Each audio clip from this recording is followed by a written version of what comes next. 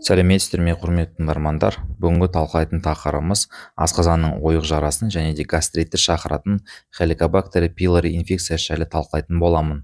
Арнамнан алыстамаңыз, себебі бұл ақпараттар сізге пайдалы болады деп сенемін.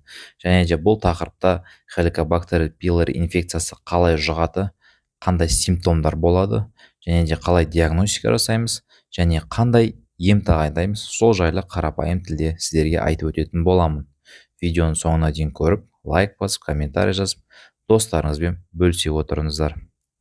Жалпы хеликобактер инфекциясы бұл асқазан мен онекелшектің әртүрлі аймақтарын зақымдайтын спираль тәрізді грамтерс бактерия.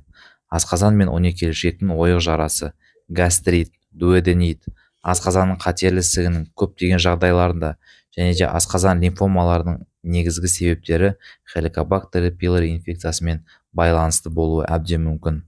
Алайда жұқтырған хеликобактер тасымалдаушылардың көпшілігінде 90%-ында аурудың белгілері байқалмайды. Хеликобактер пилори әлем халқының 50-60%-ын құрайды. Көптеген адамдарда ауру тудырмайды. Бұл инфекция ересектерде, балаларда кездеседі. Бұл дамушы елдерде жиі кездеседі. Инфекциямен көбінесе адамдар көп шоғырланған жерде және санитарлық жағдай өте нашар жерлерде көп жұқтырылады. Хеликобактер пилори адамнан адамға жұғуы әбден мүмкін және сілекейде, нәжісте кездеседі. Сонымен қоса сүйісу арқылы және де ластанған су, тағам, ыдыс-аяқ арқылы адамнан адамға жұғуы әбден мүмкін. Егер сізде хеликобактер пилори инфекциясы болса, сізде өмірде асқазан рагына шалдығу қаупі артады. Егер сізде асқазанның ойық жарасының белгілері болмаса да, отбасыңызда асқазан рагы немесе басқа да қатерлі ісік қауіп-қатер факторы бар болса, онда сіздің дәрігеріңіз хеликобактер пилори антиденелерін тестілеуде ұсынуы керек. Сол арқылы сізде хеликобактер инфекциясы бар ма, жоқ па, соны анықтау керек.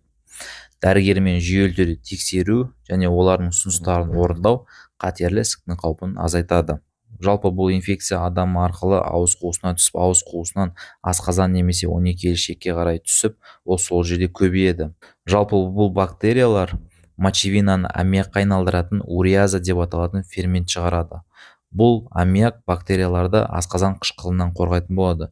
Жалпы біздің асқазанымызда асқазан сөлі болады, ол өте қышқыл болады. Бұл қышқылдықта көп бактериялар шыдай алмайды, себебі қышқыл оның барлығын өлтіріп тастайды. Ал бұл хеликобактер инфекциясы осы шырыштан қорғау үшін өзіне аммиак бөледі. Ал бұл аммиак осы қышқылды ортаны азайтады, қышқылдықты төмендетеді, солайша ол өз-өзін қорғайды бұл асқазанның ортасында. Бұл инфекция көбейген сайын асқазанның тініне қарай өте бастайды. Сол арқылы гастрит немесе асқазанның ойық жарасына алып келуі әбден мүмкін. Жалпы бұл хеликобактер пилори инфекция жұққаннан кейін адамдарда, осы ересектерде немесе балаларда көбісіне симптомдар болмайды, тек 10-20%-да болуы әбден мүмкін. Ол қандай десеңіз, диспепсиялық синдромның асқазанның қыжылы немесе тяжесть, ауыздан жағымсыз иістер шығу және де денедегі асқазан тұсындағы әртүрлі бөртпелер пайда болуы мүмкін. Ал ары қарай бұл инфекция ары қарай асқынып гастрит немесе ойық жара алып келетін болса, сол гастритке немесе ойық жараға тән симптомдар болады бірге. Диагностикасына келетін болсақ, жалпы бұның диагностикасы өте қарапайым, ешқандай қиын ештеңе жоқ.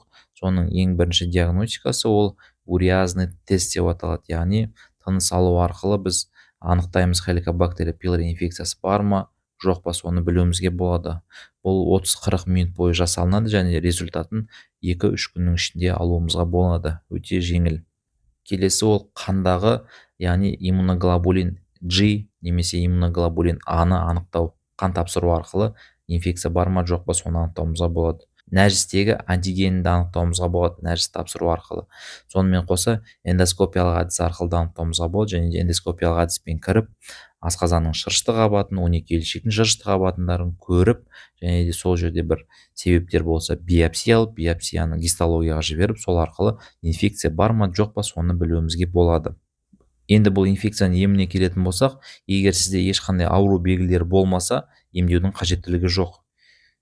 Пилори диагнозы қойылған болса, стероидты қабынуға қарсы емес препараттар қабылдаудан аулақ болуыңыз керек. Мысалы үшін диклофенак, кетонал, парацетамол, аспирин деген сияқты препараттар.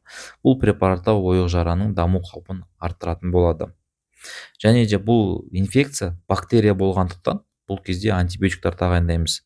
Және де әдетте 2 антибиотик тағайындалады. Оның біреуі амоксициллин болса, екіншісі кларитромицин немесе метронидазол или тетрациклин сияқты препараттар тағайындалады. Бұл препараттардың дозировкасы ол сіздің салмағыңызға және де жасыңызға байланысты тағайындалады. Екінші ол протонды помпа тежегіштері тағайындалады. Бұл тежегіш препараттар бұл асқазанның қышқылдығын төмендетеді, асқазанның қайта қалпына келуіне көмектеседі. Осылайша екі түрлі дәрі-дәрмектің комбинациясы арқылы бұл ауруды емдейміз. Және де бұл курс лечения 14 күнге созылады. Осы 14 күн бойы қабылдасаңыз, үзбей уақытылы сізде толығымен осы хеликобактер пилори инфекциясынан айығуымызға болады.